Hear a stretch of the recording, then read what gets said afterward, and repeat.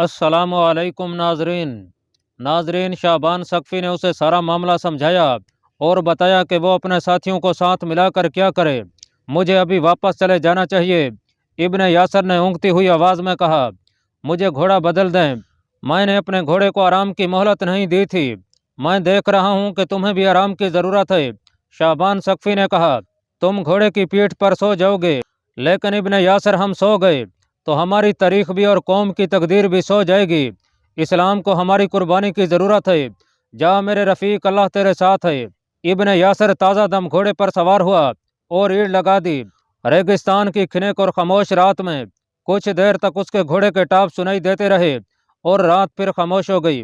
अगले दिन का पिछला पहर था जब इब्न यासर नैरून में दाखिल हुआ और अपने साथियों के कमरे में गया। वो इतना थका हुआ था कि चारपाई पर गिरते ही सो गया। उसके घोड़े के जिस्म से पसीना यूं टपक रहा था जैसे घोड़ा पानी से निकल आया हो। आधी रात से कुछ पहले फिर किसी लड़की की चीखें सुनाई देने लगीं। ये तो हर रात का मामूल बन गया था। इब्न यासर ने बहुत सो लिया था। उसके साथी जाग उठे और उसकी भी आंख खुल गई। चीखों के साथ फिजा में गिड़गिड़ाहट भी सुनाई दे रही थी, जो फिजा में घूमती फिरती महसूस होती थी। इब्न यासर उछल कर उठा और तलवार निकाली। मेरे साथ आओ दोस्तों, उसने अपने साथियों से कहा। आज के बाद ये आग के बगोले नजर नहीं आएंगे। उसके पांचों साथी तलवारें उठाए उसके पीछे निकल गए। मंदिर के घंटे और पंडितों के सिंह बज रहे थे। ऊपर आग के बगोले घूम रहे थे और उनमें चलती हुई चक्की जैसी आवाजें आ रही थीं। शहर का कोई एक भी फर्द बाहर नजर नहीं आ रहा था। चांद उफक से कुछ ऊपर उठ आया था। यह पूरा नहीं रहा था। इसकी चांदनी में दूर तक देखा जा सकता था। इब्न यासर की 2 दिनों की गैर हाजिरी में पूरा सरार आग के बगोलों और चीखों का यह सिलसिला चलता रहा था और दिन को 1 आध घंटे के लिए जमीन से आग और पानी के फवारे निकलते थे। मकान खाली हो गए थे। लोग शहर से चले गए थे। पहले पहले जब यह पूरा सरार और खौफनाक सिलसिला शुरू हुआ तो बाज लोग घरों से निकल आते थे, लेकिन 2 दिनों से उन्होंने बाहर आना छोड़ दिया था। इब्न यासर बड़े मंदिर की तरफ जा रहा था और वो अपने साथियों को बताता जा रहा था कि शाबान सक़फ़ी ने उसे क्या बताया है। वो जूं जूं मंदिर के करीब होते जा रहे थे, आवाज और ज्यादा बुलंद होती जा रही थी। ये चीखें मंदिर के अंदर हैं या मंदिर के चबूतरे पर? इब्न यासर ने अपने साथियों से कहा। और ये किसी जिन या हिंदू की देवी की चीखें नहीं, ये इंसानी चीखें हैं और हमें चीखने वाली को पकड़ना है। इब्न यासर, उसके एक साथी ने कहा, तुम गैबी मखलूक को तो हाथ डालने नहीं जा रहे। मैं डर सा महसूस कर रहा हूँ कि तुम आसमानी आग को बुझाने की कोशिश कर रहे हो। तुम में से जिस किसी के दिल पर जरा सा भी खौफ है तो वो सूरह फातिहा का विर्द करता रहे। इब्न यासर ने कहा, कुरान के सामने कोई गैबी मखलूक या आसमान की आग नहीं ठहर सकती। ना दिल पर कोई खौफ रहता है। 3 मरतबा सूरह फातिहा पढ़कर उसके ये अल्फाज इय्याका नअबुदु व इय्याका नस्तईन दोहराते रहो। उसके साथियों ने यह विर्द शुरू कर दिया और वह मंदिर की तरफ बढ़ते गए। इब्न यासर अपने साथियों के साथ उस कुशादा गली में दाखिल हो गया जो कुछ आगे जाकर खत्म हो जाती थी और वहां से कोई 50 गज आगे मंदिर था। चांद कुछ और ऊपर आ गया था और उसकी शफाफ चांदनी मंदिर पर पड़ रही थी। जब ये 6 अरब गली में से निकले तो इन्होंने देखा कि एक लड़की जिसकी उम्र का कोई अंदाजा नहीं हो सकता था, मंदिर के चबूतरे की सीढ़ियां चढ़ती और चीखती जा रही थी। चबूतरे पर जाकर वो मंदिर के बड़े दरवाजे की तरफ दौड़ी। अंदर से 2 आदमी निकले। उन्होंने लड़की को बाजू से पकड़ा और उसे घसीटकर चबूतरे की सीढ़ियों तक लाए और उसे उठाकर सीढ़ियों से नीचे छोड़ दिया। लड़की की चीखें और ज्यादा करख्त और बुलंद हो गईं और फिर वो सीढ़ियां चढ़ने लगी। मंदिर के अंदर से जब 2 आदमी निकले थे तो इब्न यासर अपने साथियों के साथ एक दरख्त की ओट में हो गया था और बैठ गया था। लड़की सीढ़ियां चढ़ने लगी, लेकिन तीसरी या चौथी सीढ़ी से उसका पांव फिसल गया और वो फिर नीचे आ पड़ी। इस दौरान शहर के ऊपर आग के बगोले उड़ रहे थे। ऐसी हैबतनाक हालत में अपने दिल को मजबूत रखना खासा मुश्किल था। दिल की मजबूती के लिए अरब के ये 6 मुजाहिद अल्लाह ताला के कलाम का विर्द कर रहे थे। लड़की के कद और जिस्म से पता चलता था कि वो कोई जवान लड़की नहीं, वो 12-14 साल की बच्ची मालूम होती थी। वो चीखती हुई उठी और सीढ़ियां चढ़ गई। वो मंदिर की तरफ चलने लगी तो उसकी चीखें खामोश हो गईं और वो गिर पड़ी। इसके साथ ही फिजा में आग के जो गोले और बगोले उड़ रहे थे वो गायब हो गए और नैरून की रात बिल्कुल खामोश हो गई। ऐसे लगता था जैसे यह शहर नहीं बल्कि कब्रिस्तान है। मंदिर में से वही 2 आदमी बाहर आए। उन्होंने लड़की को उठाया और अंदर ले गए। इब्न यासर अपने साथियों को साथ लेकर मंदिर के सामने से ऊपर जाने की बजाय एक तरफ से ऊपर गया पहले वो खुद बड़े दरवाजे में दाखिल हुआ। ये एक राहदारी थी जो सुरंग की मानद थी। आगे कुछ रोशनी नजर आ रही थी। यासर ने अपने साथियों को इशारे से बुलाया और सरगोशी की कि किसी किस्म की आवाज पैदा ना हो। वह राहदारी की दीवार के साथ एक कतार में दबे पांव बढ़ते गए। अंदर से एक दो आदमियों की आवाजें सुनाई दे रही थीं। आगे जाकर राहदारी के साथ दाएं और बाएं से तारीक राहदारियां मिलती थीं।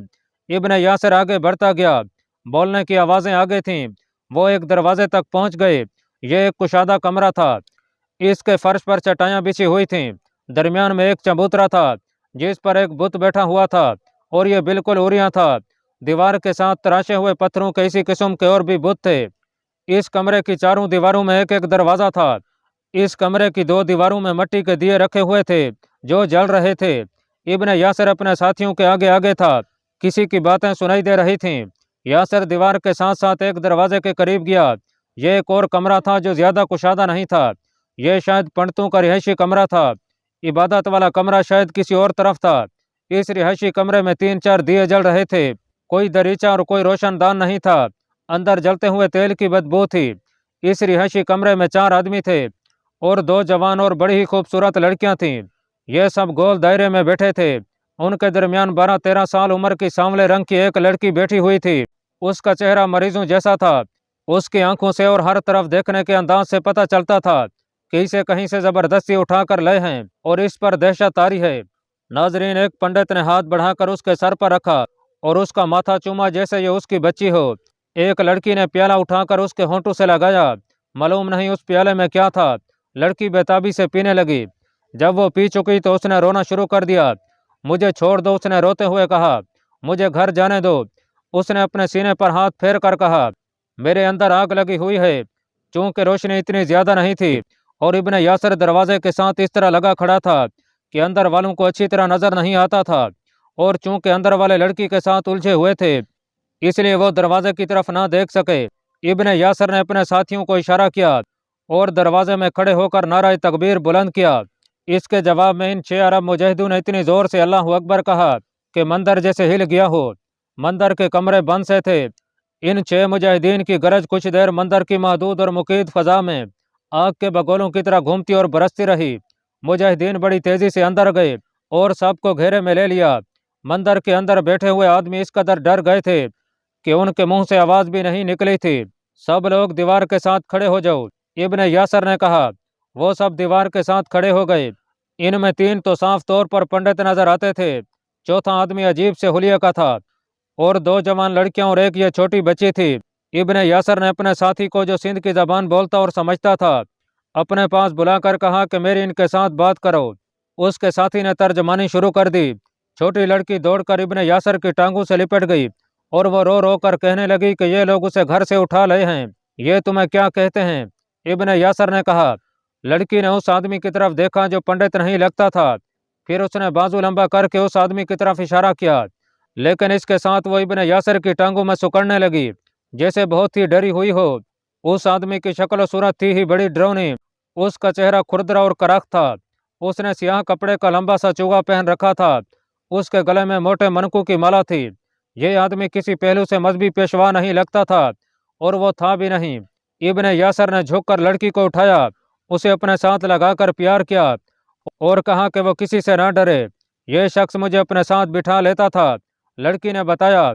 एक हाथ से मेरा सर पकड़ लेता था और दूसरा हाथ आहिस्ता आहिस्ता मेरे माथे पर फेरता था। फिर मेरी आंखों में देखता था। देखते देखते मेरे जिस्म के अंदर जलन शुरू हो जाती थी। ये इतनी ज्यादा होती थी कि मेरी चीखें निकलती थीं।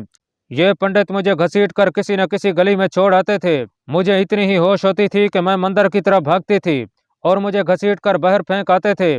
कभी तो मुझे होश ही नहीं रहती थी। जब मैं होश में आती तो जलन कम होने लगती थी। फिर ये मुझे शरबत पिलाते थे और मेरे साथ प्यार करते थे।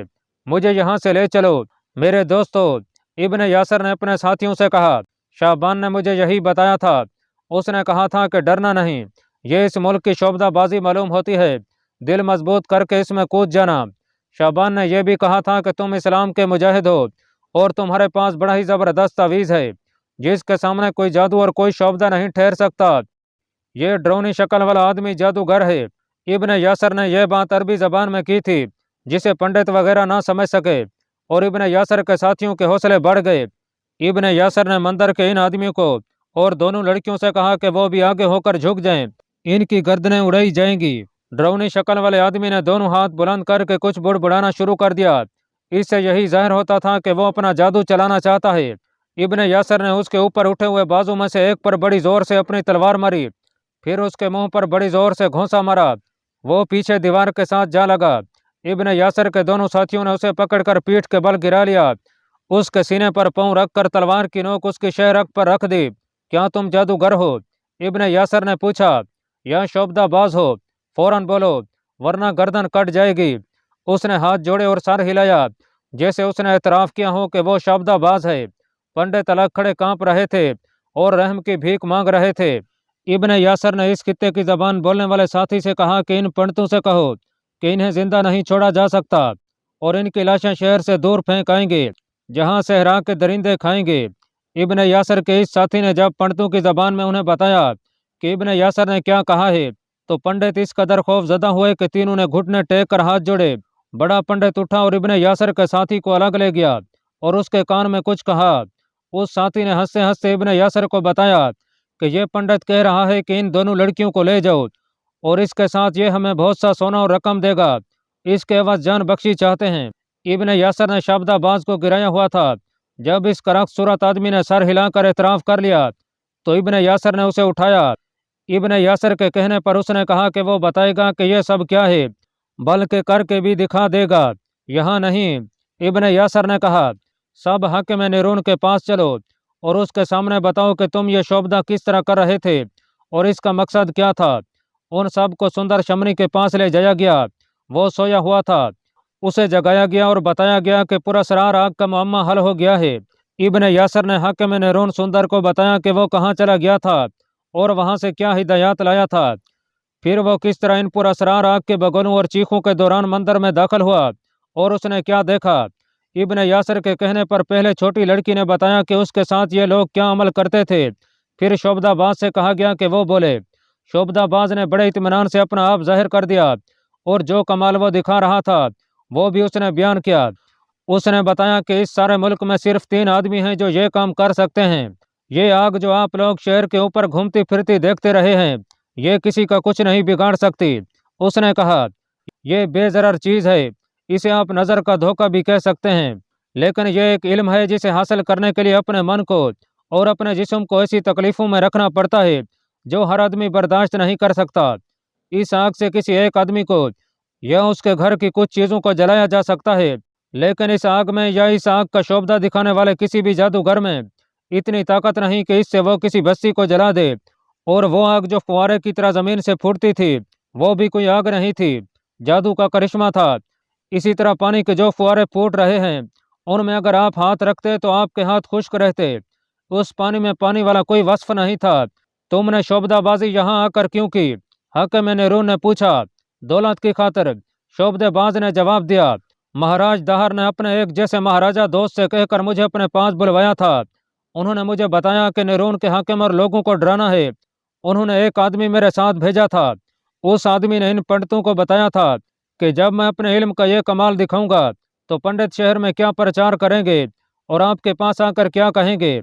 महाराज ने मुझे इतना ज्यादा इनाम देने को कहा था जो मेरी 7 पुश्तों के लिए काफी था। इस मासूम बच्ची को तुम क्यों जलाते रहे हो? सुंदर ने पूछा। इस उम्र के बच्चे को खा लड़की हो या लड़का, एक खास तरीके से इस्तेमाल करना पड़ता है। उसने जवाब दिया। ये लड़की अपनी माँ के साथ मंदा रही थी। इत्तफाक से मैंने इसे देखा तो पंडित जी महाराज से कहा कि ये लड़की ज्यादा मौजू है। लड़की चली गई और शाम को एक पंडित मालूम नहीं किस तरह इसे उठा लाया। महाराज, ये हमारा इल्म है, मैं आपको समझा नहीं सकता कि इस उम्र के बच्चे को किस तरह इस शोबदे का जरिया बनाया जाता है। ऐसे इंसानी जरिए के बगैर यह काम नहीं हो सकता।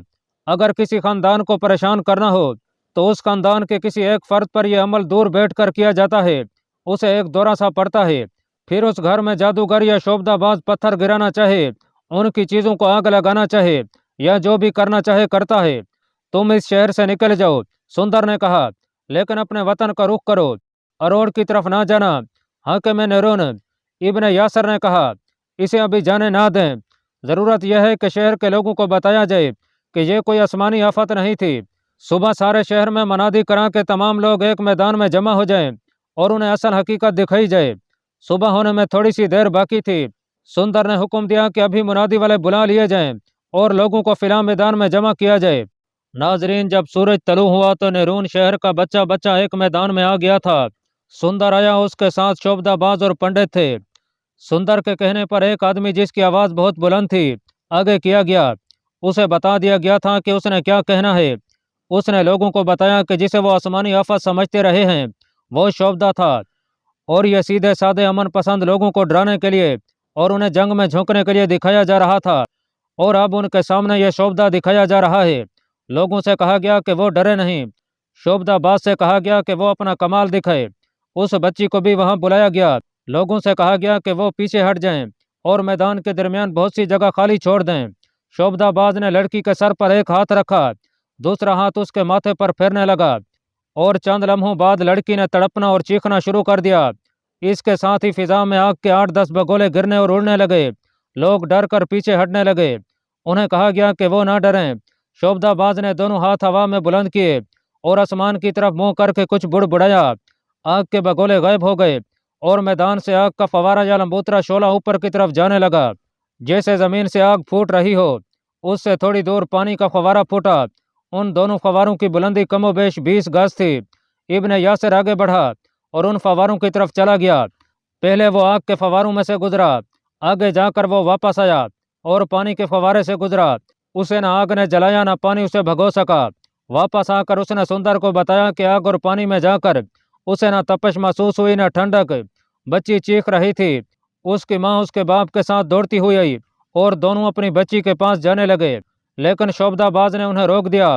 تھوڑی دیر بعد بچی کی چیخیں بند ہو گئیں، وہ گر پڑی اور آگ اور پانی کے فوارے غائب ہو گئے۔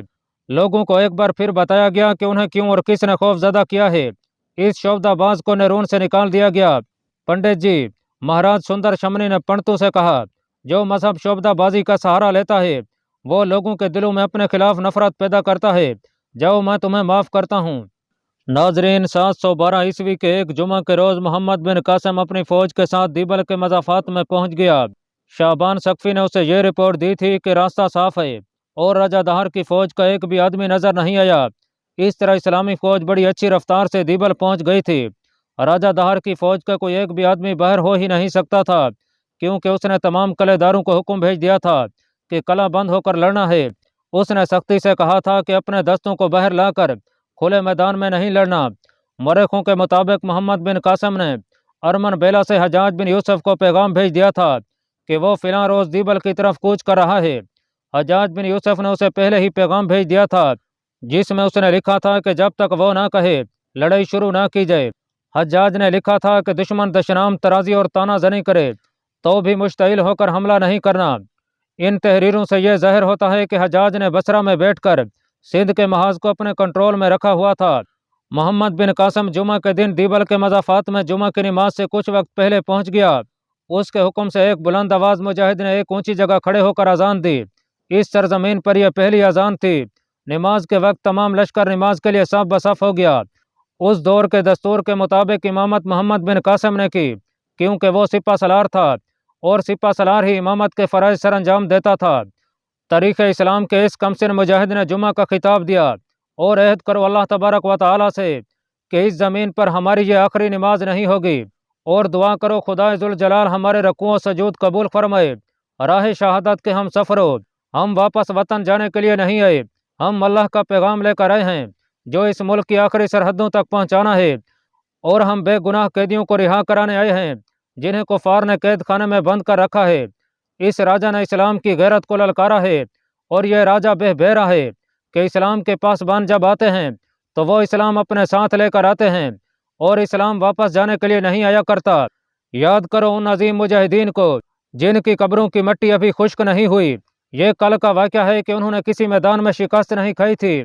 انہوں نے قیصر روم کی جنگی طاقت کا گھمنڈ توڑ کر اس کی سلطنت کی سرحدیں سمیٹ دی تھیں۔ مدائن میں کسریٰ کے محل ہمارے باپوں کے فاتحانہ نعروں سے آج بھی لرز رہے ہیں۔ سیاہ چٹانوں جیسے ہاتھیوں کو کاٹنے اور میدان جنگ سے بھگانے والے مجاہدین کو یاد کرو۔ فارسیوں اور رومیوں جن کی شہنشاہیت کی جنگی طاقتیں دہشت ناک تھیں، آج دیکھو ان دونوں کی سرحدیں کتنی دور پیچھے چلی گئی ہیں، उन बिच्छुओं का जहर किसने मारा था? तुम जैसे मुजाहिदीन ने।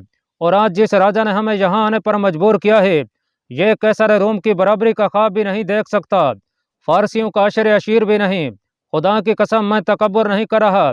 जिनके तुम बेटे और जिनके तुम पोते हो, वो गैरत व हमियत वाले थे, जवान और शुजात वाले थे। मैं अमीर बसरा हज्जाज बिन यूसुफ का पैगाम तुम तक पहुँचाता हूँ। अल्लाह रब्बुल इज़्ज़त का जिक्र हर वक्त करते रहो, अल्लाह ताला से मदद और फतह के तलबगार रहो, और जब लड़ाई से मोहलत मिले तो ला हौला वला कुव्वता इल्ला बिल्लाहिल अलिय्यिल अज़ीम का विर्द करते रहो। अल्लाह तुम्हारे साथ है। हज्जाज बिन यूसुफ की हिदायत के मुताबिक मोहम्मद बिन कासिम ने दीबल के किले के कुछ करीब जाकर अपनी फौज को खेमा जन किया और खेमागाह के इर्द गिर्द एक खंदक खुदवाई जो 12 गज चौड़ी और 6 गज गहरी थी। हज्जाज ने उसे लिखा था कि रात को बेदार रहना है ताकि दुश्मन बेखबरी में हमला न कर दे। हज्जाज ने खास तौर पर लिखा था कि जो लोग कुरान पढ़ सकते हैं वो कुरान पढ़ते रहें और उन्हें कुरान पढ़ाएं जो नहीं पढ़ सकते। तिलावत कुरान के अलावा नफल पढ़ते रहें और खेमागाह के इर्द गिर्द संतरी घूमते फिरते रहें। मोहम्मद बिन कासिम ने रातों की इबादत का यह सिलसिला शुरू कर दिया। हर रात खेमागाह से तिलावत कुरान की मुकद्दस और मुतरन्नम आवाज़ें बुलंद होती और सिंध की फिजा में तैरती दूर दूर तक जा पहुंचती थी। इसके साथ ही सिपाही से लेकर सलार तक नवाफिल पढ़ते थे। सारी रात खेमागाह मशलों से रोशन रहती थी, लेकिन असल रोशनी नूर खुदा की थी, जिसे वही महसूस कर सकते थे जो अपने वतन से दूर बेगुनाह कैदियों को छुड़ाने आए थे और सारी दुनिया को यह बताने आए थे कि क्यों कर खसो खशाक से दब जाए मुसलमान। इस दौरान दिन के वक्त दीबल के किले से एक दो दस्ते बह रहते और मुसलमानों पर हमला करते, लेकिन खंदक उन्हें आगे नहीं आने देती थी। हिंदुओं के ये दस्ते तीर बरसाते थे। मोहम्मद बिन कासिम के लिए हुक्म था कि वो कोई जवाबी कार्रवाई ना करे, लेकिन दुश्मन के तीर अंदाज को पीछे हटाने के लिए तीर अंदाजी जरूरी थी। हज्जाज का मकसद यह था कि अपनी फौज इन छोटी छोटी झड़पों में अपनी तवानाई ज़ाय ना करे। दुश्मन यह चाहता था कि मुसलमानों को किले से बाहर ही उलझा कर रखा जाए। मोहम्मद बिन कासिम ने यह सारी सूरत हाल समझते हुए खेमा गाह में रहना ही बेहतर समझा। आखिर एक रोज़ बसरा से हज्जाज का पैगाम आया कि दीबल को मुहासरे में ले लिया जाए और इस किले को फतह करने के लिए जो इक़दाम ज़रूरी है वो जानों की कुर्बानी देकर भी किया जाए। अल्लाह पाक कमी बेशी माफ़ फरमाए। अल्लाह आपका हामी व नासिर हो। आमीन।